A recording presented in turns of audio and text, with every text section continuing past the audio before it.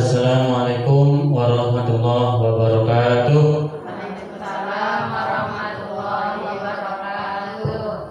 Ya, masih semangat ya? Semangat. Ya, hujan-hujan tapi harus tetap semangat. Baik ibu-ibu sekalian, untuk perkenalkan saya guru penggerak angkatan 4 untuk acara pada hari ini, yaitu nanti sedikit memaparkan tentang kegiatan guru penggerak, yaitu diseminasi. Ada yang tahu diseminasi sebelum kita lanjut? Apa diseminasi itu? Belum tahu. Diseminasi itu penyebarluasan. Nah, artinya materi yang sudah kami dapatkan akan coba kami sebarluaskan kepada dewan mulia, ditularkan bagus ya, yang penting tidak tular virus ya. Nah, untuk diseminasi ini ada dua modul yang akan kami sampaikan, yaitu modul 1.1 dan juga modul 1.4. Yang pertama adalah modul 1.1 tentang refleksi filosofis pendidikan nasional Ki Hajar Dewantoro. Kenal ya sama Ki Hajar Dewantoro ya? Ya. Iya. Siapa itu? Bapak. Bapak? Pendidikan. Iya, Bapak pendidikan kita. Siap. Ki Hajar Dewantoro atau seringnya kita sebut adalah KHD, ya. Itu membedakan kata pendidikan dan pengajaran dalam memahami arti dan tujuan pendidikan. Ternyata pendidikan dan pengajaran itu, mendidik dan mengajar itu kan berbeda, ya. Nanti kita lihat. Menurut Ki Hajar Dewantoro, pengajaran atau onderwijs, ini bahasa Belanda, adalah bagian dari pendidikan. Intinya di mana ada pendidikan, pasti di situ ada pengajaran. Ya, itu seperti itu. Nah, sedangkan pendidikan itu memberi tuntunan terhadap segala kekuatan kodrat yang dimiliki anak agar ia mampu mencapai keselamatan dan kebahagiaan yang setinggi-tingginya, baik sebagai seorang manusia maupun sebagai anggota masyarakat.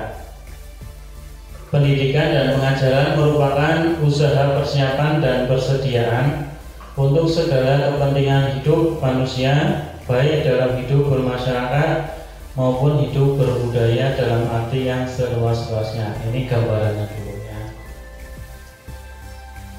Nah, Ki Hajar Dewantoro itu memberikan pemikirannya tentang dasar-dasar pendidikan. Nah, sebenarnya alhamdulillah dengan guru penggerak ini, pendidikan filosofis Ki Hajar Dewantoro ternyata dari dulu sampai sekarang itu masih bisa diterapkan. Pemikiran tentang Ki Hajar Dewantoro dalam pendidikan bertujuan untuk menuntun segala kodrat yang ada pada anak. Ini adalah poinnya, ada di menuntun. Ya, jadi kita sebagai guru harus bisa menuntun siapa? Yaitu menuntun siswa untuk bisa menemukan jati diri siswa tersebut, kemudian cita-cita yang akan diharapkan.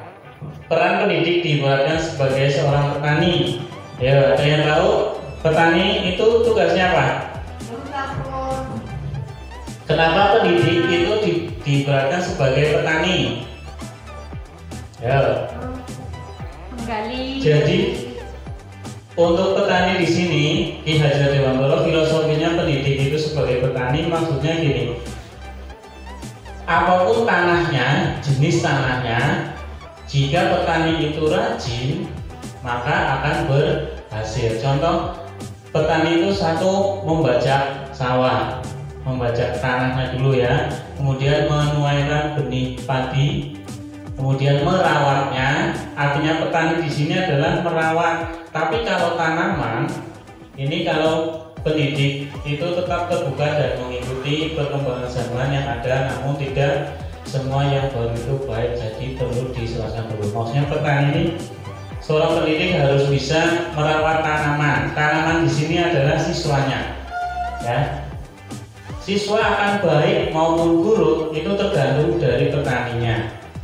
Tanaman akan tumbuh subur, akan tumbuh baik manakala petani ini merawatnya dengan sebaik mungkin, diberi pupuk, kemudian ketika ada beberapa bulan kan tumbuh rumput tentunya.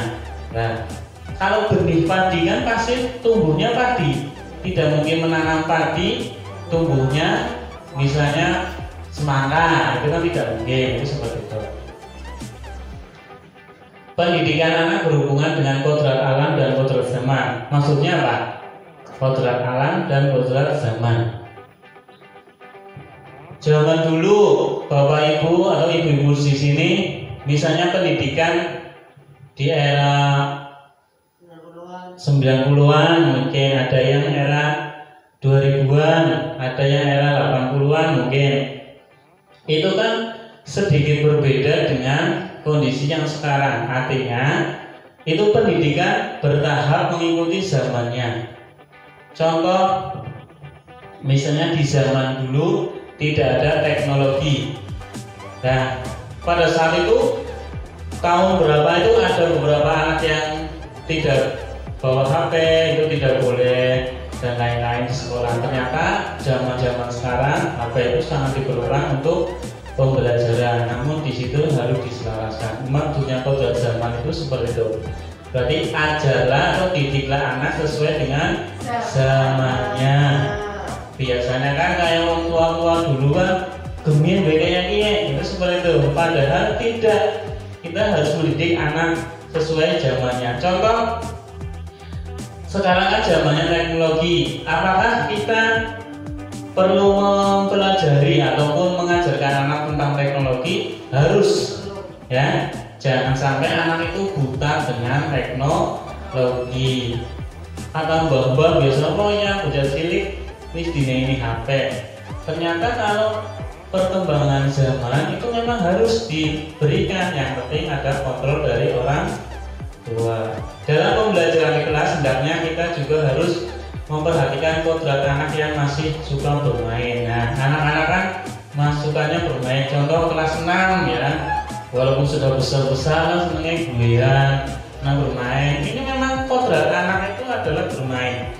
Jadi sebagai guru bagaimana kita bisa memanfaatkan arena anak itu, arena bermain untuk bisa di pembelajaran. Ing aso sunggulodo ing madya maungkaso tuturi handayani. Yang ini artinya apa ya? Ya. Ing aso sunggulodo ing madya maungkaso dan tuturi handayani. Gambarannya seperti apa? Bu Ati kayaknya diam saja ini, ngantuk ya? Coba itu semboyan dari filosofis Ki Hajar. Iya, tepuk tangan ya. Ada lagi? Sunggulodo ini dari dulu sampai sekarang masih kita gunakan dan masih berlaku ya di zaman sekarang. Dari hal positif yang pemikiran Ki Hajar Dewantara itu ada beberapa yang dapat kita pelajari, yaitu satu, kebiasaan senyum, salam, sapa saat berinteraksi sama warga sekolah. Ini dulu Ki Hajar Dewantara sudah memikirkan seperti itu. Ternyata sampai sekarang diterapkan, masih diterapkan. Jadi untuk pemikiran Ki Hajar Dewantara ini lintas zaman ya, dari dulu sampai sekarang masih dijaga. Nah, dunia anak adalah dunia bermain. Permainan dimasukkan dalam pembelajaran di sekolah sebagai kultur dalam pendidik siswa guna memancing panca indera serta memberikan kemerdekaan sesungguhnya. Dari ibu-ibu di sini, adakah yang sudah menerapkan pembelajaran dengan bermain? Bu Wahyu pernah menerapkan? Kalau butuh ini kelas tuh ya? Ya.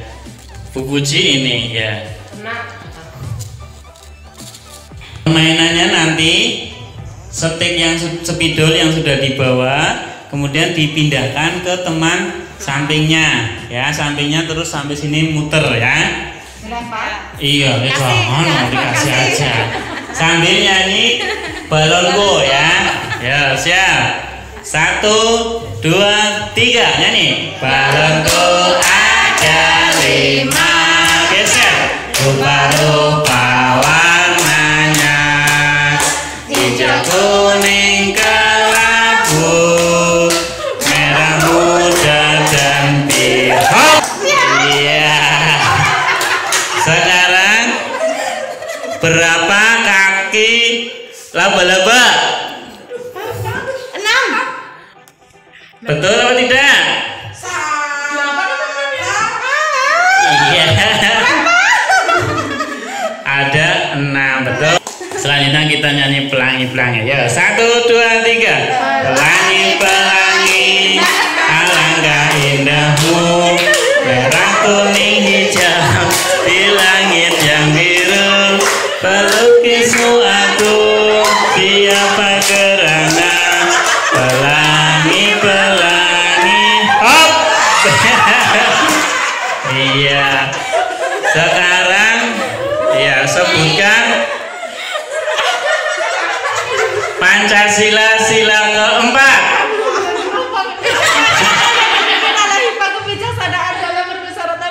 Ulangi kurang jelas. Yo, sila keempat. Kerakyatannya dipimpin oleh hikmah kebijaksanaan dalam permusyawaratan perwakilan. Iya, di dalam ruangan pun kita bisa bermain.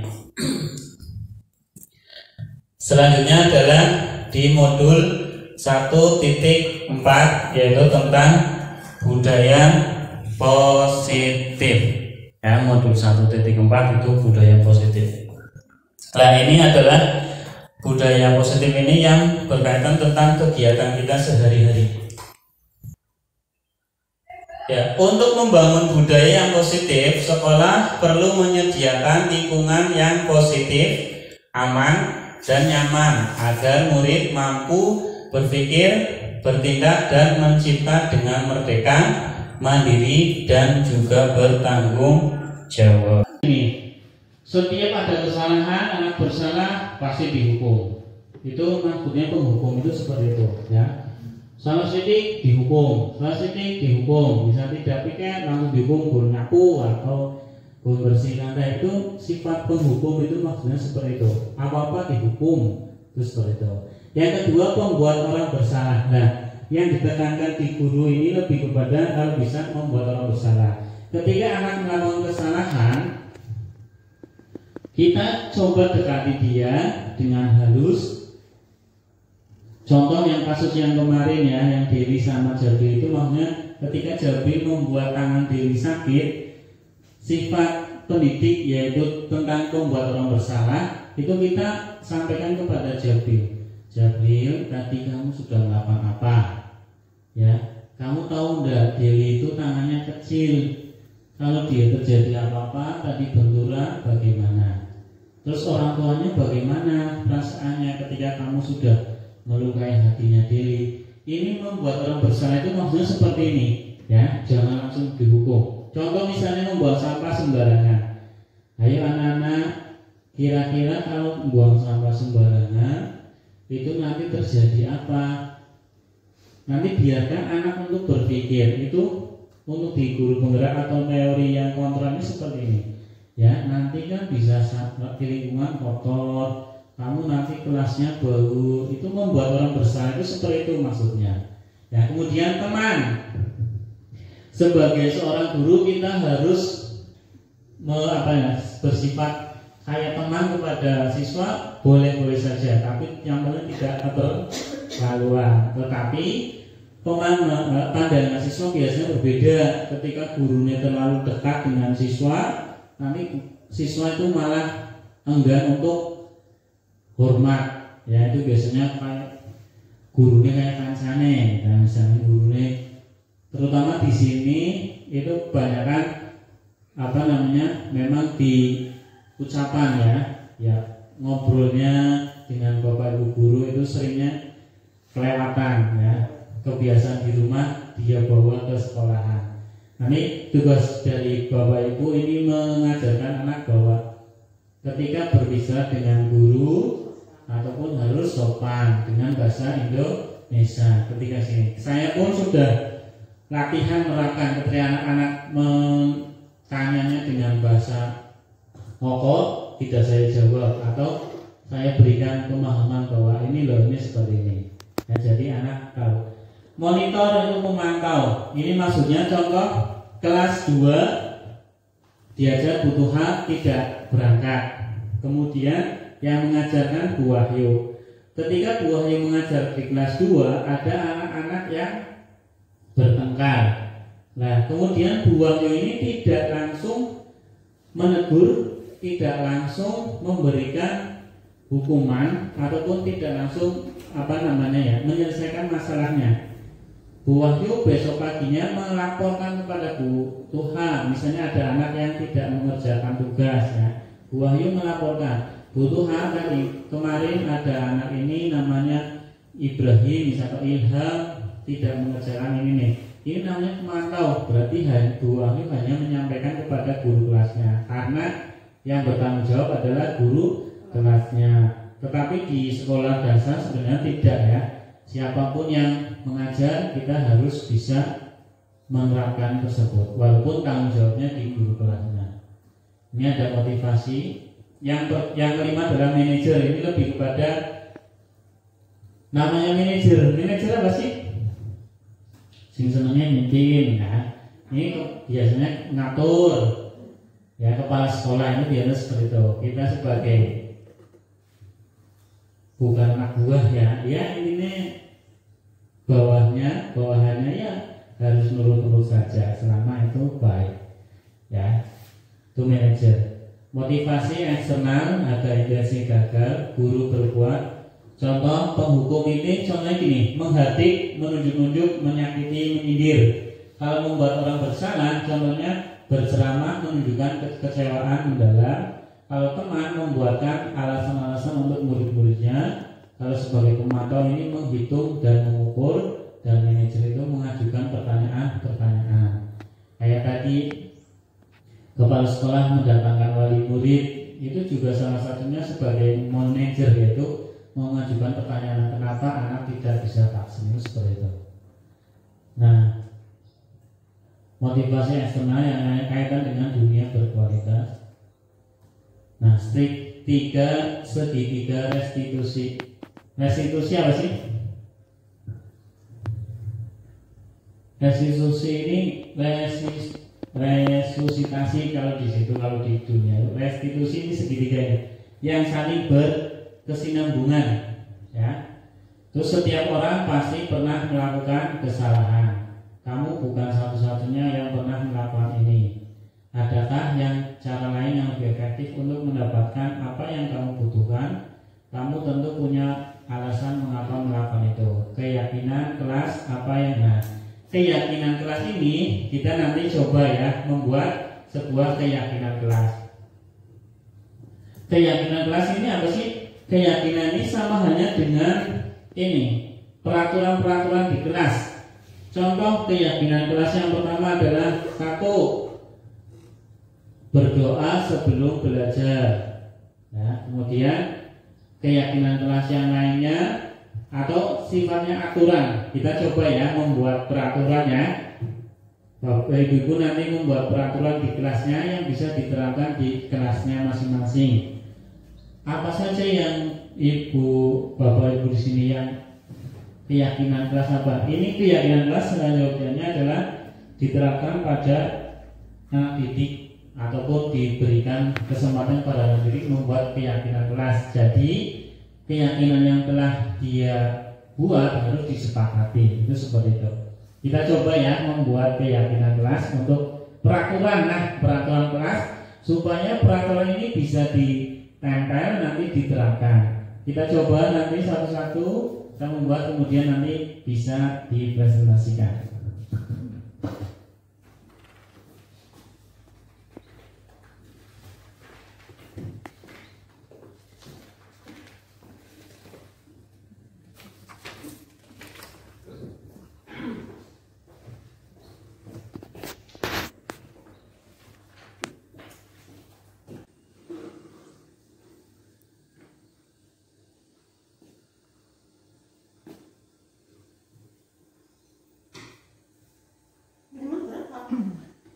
Sebanyak mungkin. Iya.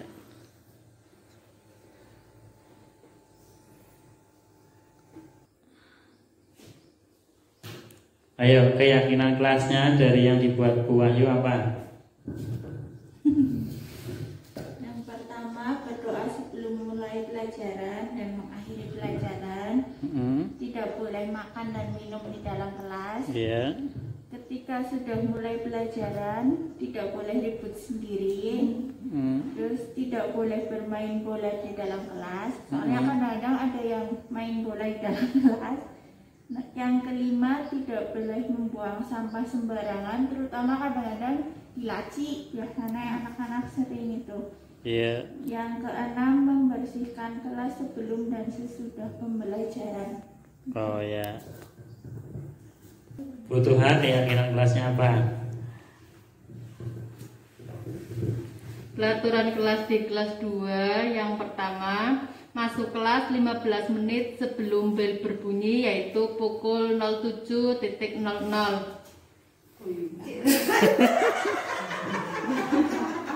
Benar? Tidak apa-apa kan keyakinan kelas. Yang kedua, harus memakai seragam Senin Selasa merah putih, Rabu Kamis batik bawah hitam, Jumat Sabtu baju pramuka. Yang ketiga, tidak boleh makan jajan selama di kelas, tidak boleh buang sampah di laci atau buang sampah sembarangan. Yang kelima, anak yang tiket berangkat lebih awal dan yang tidak mengerjakan tugas atau peraturan di kelas 4 yang saya terapkan selain menggunakan seragam setiap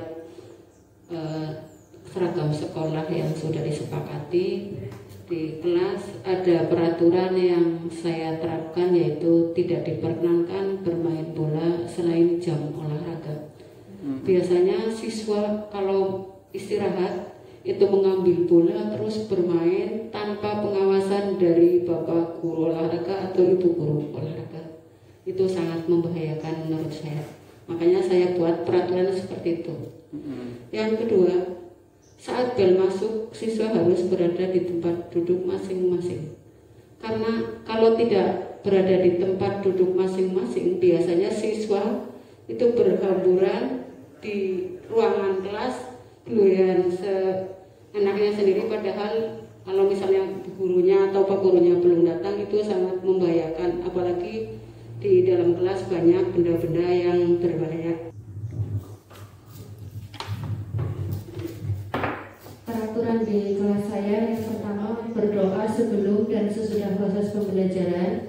Yang kedua, pembiasaan menghafal Asmaul Husna di hari Jumat. Yang ketiga, menghormati orang-orang yang lebih tua seperti guru, kepala sekolah, dan penjaga sekolah, baik secara lisan maupun perbuatan. Yang keempat, membuang sampah di tempat sampah. Yang kelima, melaksanakan tugas piket sesuai jadwal. Kelas 6.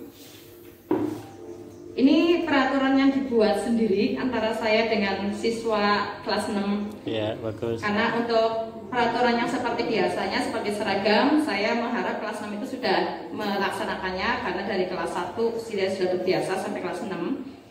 Maka saya dengan siswa berusaha membuat peraturan kelas sendiri. Yang pertama, setiap datang pagi, siapapun orangnya, semua satu kelas itu piket bersama, membantu, karena kelas 6 lingkungannya sangat luas. Ada yang di taman, ada di kelas, ada membantu taman guru, kantor guru. Terus yang kedua, saat bel masuk berdering, saya minta siswa segera masuk. Ketua kelas langsung menyiapkan dan berdoa bersama tanpa menunggu guru. Jadi saat bel berdering, alhamdulillah beberapa anak sudah masuk, langsung berdoa. Saya dengar dari kantor sudah berdoa, sudah duduk rapi. Jika guru belum datang, karena beberapa kali guru saat pagi masih rapat, jam 7:30 belum bisa masuk kelas, maka jika guru belum datang, anak-anak terbiasa. Terima kasih untuk waktunya. Kebetulan saya di sini mengajar kelas 1, 2, dan 6. Intinya sama saja. Satu, saya sebelum masuk, setelah masuk mau salam, menyapa anak, selamat pagi, gimana kabarnya, sehat, seperti itu. Terus sudah sarapan apa belum? Yang kedua, membiasakan anak supaya belajar disiplin dalam sekolah, terutama dalam pakaian, dalam disiplin dalam berangkat, dalam belajar di sekolah maupun di rumah. Selanjutnya disiplin anak. Ya, ibu-ibu, bapak-ibu, alhamdulillah kesepakatan keyakinan kelas sudah dibuat semua. Ada beberapa keyakinan itu bisa di kelas dan juga keyakinan sekolahan atau peraturan sekolah dan peraturan kelas itu kadang sedikit ada kesamaan. Tapi yang penting adalah kesepakatan yang sudah dibuat nanti bisa disampaikan kepada anak didiknya dan anak-anak ini benar-benar menerapkannya. Jadi tidak hanya sekedar ditempel, nanti bisa ditempel ketika tidak ada pertanggungjawabannya, ya. Bisa dengan kayak tadi hukumannya adalah nyapu lagi ataupun denda dan lain sebagainya. Yang penting kesepakatan kelas ini sudah bisa diterapkan, ya. Terima kasih atas kesediaan dari ibu-ibu semuanya. Mudah-mudahan sedikit bermanfaat. Barangkali ada pertanyaan nanti bisa diajukan ataupun nanti bisa via tertulis, ya. Nanti saya minta keyakinan kelas yang tadi ibu-ibu buat, ya, buat kami laporkan. Terima kasih atas kesediaannya. Kurang lebihnya mohon maaf. Kami akhiri. Wassalamualaikum warahmatullahi wabarakatuh.